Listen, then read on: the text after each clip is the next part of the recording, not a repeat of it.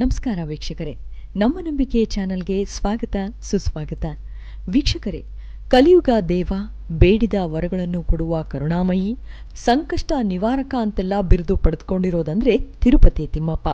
ಆ ಶ್ರೀನಿವಾಸನ ಪವಾಡಕ್ಕೆ, ಭಕ್ತರ ಕೈ ಹಿಡಿದು ಸಲುಹೋ ವಿಧಾನಕ್ಕೆ ಇಡೀ ವಿಶ್ವದಲ್ಲಿ ತಿಮ್ಮಪ್ಪನಿಗೆ ಸಲ್ಲುವ ಭಕ್ತಿ, ಪೂಜೆ, ಪುನಸ್ಕಾರ, ಆ ವೈಭವ, ಆ ಚಾಪು ಬಹುಶಃ ಬೇರೆಲ್ಲೂ ಕಾಣೋಕೆ ಸಾಧ್ಯವಿಲ್ಲ. 7 ಬೆಟ್ಟಗಳ ಒಡೆಯ ಶ್ರೀನಿವಾಸನ ಲೀಲೆ ಮಹಿಮೆಯ ಬಗ್ಗೆ ಹೇಳ್ತಾ ಹೋದ್ರೆ ಪವಾಡಗಳ ಸರಮಾಲೆಯೇ ತೆರೆದುಕೊಳ್ಳುತ್ತೆ.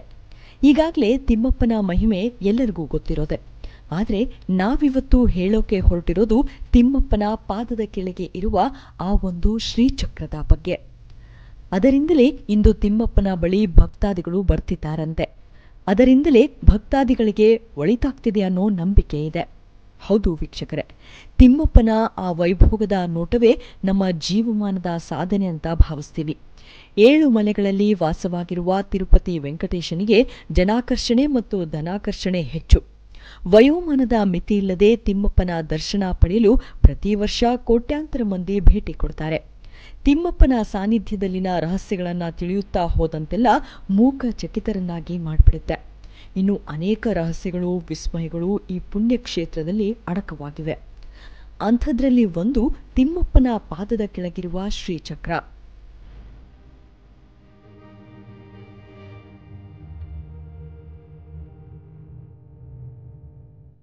ವೀಕ್ಷಕರೇ, ಭೂಮಿಯ ಮೇಲಿನ ಸ್ವರ್ಗವೆಂದೇ ಹೆಸರಾದ ತಿರುಪತಿ ತಿರುಮಲದ ಬಾಲಾಜಿಯ ಸನ್ನಿಧಿ ಈ ಹಿಂದೆ ಅಂದ್ರೆ ಸುಮಾರು 12 ವರ್ಷಗಳ ಕಾಲ ಮುಚ್ಚಿಬಿಟ್ಟಿತ್ತಂತೆ. ಒಬ್ಬ ರಾಜ 12 ಜನರನ್ನ ಕೊಂದು ಈ ದೇವಾಲಯದ ಬಾಗಿಲಿಗೆ ನೇತು ಹಾಕಿದ್ದಂತೆ. ಈ ಕಾರಣದಿಂದ ಸುಮಾರು 12 ವರ್ಷಗಳ ಕಾಲ ಈ ದೇವಸ್ಥಾನದ ಬಾಗಿಲು ಮುಚ್ಚಲಾಗಿತ್ತು. ತದನಂತರ ತಿಮ್ಮಪ್ಪ ತಾನೇ ಭಕ್ತರ ಕನಸಿನಲ್ಲಿ ಕಾಣಿಸಿಕೊಂಡು ಬಾಗಿಲು ತೆಗೆಸಿಕೊಂಡ ಅಂತ ಹೇಳಲಾಗುತ್ತೆ. ಇನ್ನೊಂದು ಅಚ್ಚರಿ ಏನಂದ್ರೆ, ತಿರುಪತಿ ತಿಮ್ಮಪ್ಪನಿಗೆ ಪೂಜೆ ಮಾಡುವ ಹೂವು, ಹಣ್ಣು, ಹಾಲು, ಬೆಣ್ಣೆ, ತುಳಸಿ ದಳ, ಎಲೆ ಎಲ್ಲವೂ ಒಂದು ರಹಸ್ಯಮಯವಾದ ಗ್ರಾಮದಿಂದ ಬರುತ್ತದೆ. ಈ ಗ್ರಾಮಕ್ಕೆ ಗ್ರಾಮಸ್ಥರ ಹೊರತು ಬೇರ್ಯಾರಿಗೂ ಪ್ರವೇಶವಿಲ್ಲ ಅನ್ನೋದು ಗೊತ್ತಿದೆ. ಹಾಗೆ ದೇವಸ್ಥಾನದಲ್ಲಿ ಉರಿಯುವ ದೀಪಗಳಿಗೆ ಮನೆಯಾಗಲಿ ಅಥವಾ ಬೆಣ್ಣೆಯಾಗಲಿ ಯಾವುದೂ ಇಲ್ಲ. ಆದರೆ ಗರ್ಭಗುಡಿಯ ದೀಪಗಳು ಸೇರಿದಂತೆ ದೇವಾಲಯದಲ್ಲಿರುವ ದೀಪಗಳು ಮಾತ್ರ ವರ್ಷಾನುಗಂಟಲೆ ನಿರಂತರವಾಗಿ ಉರಿಯುತ್ತವೆ. ಇದರ ರಹಸ್ಯವನ್ನ ಇಂದಿಗೂ ಯಾರಿಂದಲೂ ಭೇದಿಸಲು ಸಾಧ್ಯವಾಗಿಲ್ಲ ಅನ್ನೋದು ಎಲ್ಲರಿಗೂ ಗೊತ್ತಿರೋದೆ.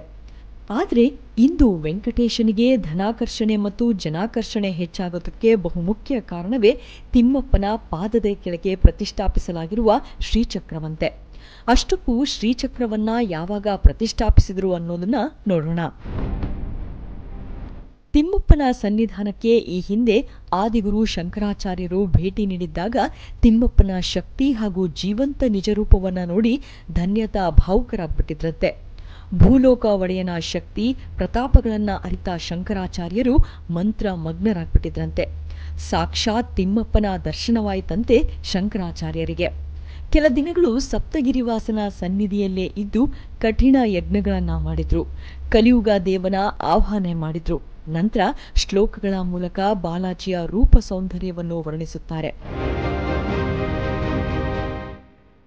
ಹಾಗೆ ಪಾದದ ಕೆಳಗೆ ಜನಕಶನ ಚಕ್ರವನ್ನ ಇಡುತ್ತಾರೆ. ಅದರಂತೆ ಶ್ರೀವಾರಿ ಪಾದದ ಕೆಳಗೆ ಶ್ರೀಚಕ್ರವನ್ನ ಇಟ್ಟು ವೇದಮಂತ್ರ, ಹೋಮ ಹವನಗಳನ್ನ ಆಹ್ವಾನ ಮಾಡ್ತಾರೆ ಶಂಕರಾಚಾರ್ಯರು. ಈ ಕಾರಣದಿಂದಲೇ ತಿರುಪತಿ ತಿಮ್ಮಪ್ಪನಿಗೆ ಜನಾಕರ್ಷಣೆ, ಧನಾಕರ್ಷಣೆ ಹೆಚ್ಚಾಗಿದೆ ಅನ್ನೋ ಬಲವಾದ ನಂಬಿಕೆ ಇದೆ. 1939ರಲ್ಲಿ ಬ್ರಿಟಿಷರ ಸರ್ಕಾರ ರಚಿಸಿದ ದಿ ಹಿಲ್ ಶ್ರೇಣಿ ಆಫ್ ತಿರುಪತಿ ಪುಸ್ತಕದಲ್ಲಿ ಇದರ ಉಲ್ಲೇಖವಾಗಿದೆ. ಈ ಜನಾಕರ್ಷಣೆ ಮತ್ತು ಧನಾಕರ್ಷಣೆ ಚಕ್ರ ಇರುವ ದೇವಸ್ಥಾನ ಅಂದ್ರೆ ಅದು ತಿರುಪತಿಯಲ್ಲಿ ಮಾತ್ರ. ಇಡೀ ಭಾರತದಲ್ಲೇ ಅತಿ ಹೆಚ್ಚು ಭೇಟಿ ನೀಡುವ ಹಾಗೂ ಹೆಚ್ಚು ಸಿರಿವಂತ ದೇವ ಅಂತಲೇ ಪ್ರಖ್ಯಾತಿ ಪಡೆದಿದ್ದಾನೆ ತಿರುಪತಿ ತಿಮ್ಮಪ್ಪ. ಅದೆಲ್ಲದಕ್ಕೂ ಕಾರಣವೇ ಶ್ರೀ ಶಂಕರಾಚಾರ್ಯರು ಅಂತಲೇ ನಂಬಲಾಗಿದೆ. ಹೀಗೆ ತಿಳಿಯುತ್ತಾ ಹೋದಂತೆಲ್ಲ ಆ ಭಗವಂತ ತಿಮ್ಮಪ್ಪನ ಮೇಲಿನ ಭಕ್ತಿ ಮತ್ತಷ್ಟು ಬಲವಾಗ್ತಾ ಹೋಗುತ್ತೆ. ಇದು ತಿಮ್ಮಪ್ಪನ ಬಗ್ಗೆ ಸಣ್ಣದೊಂದು ಮಾಹಿತಿ ಅಷ್ಟೇ. ಇಷ್ಟ ಆದ್ರೆ ಸಬ್ಸ್ಕ್ರೈಬ್ ಮಾಡಿ, ಬೆಲ್ ಐಕಾನ್ ಒತ್ತಿ ಸಪೋರ್ಟ್ ಮಾಡಿ. ನಮಸ್ಕಾರ.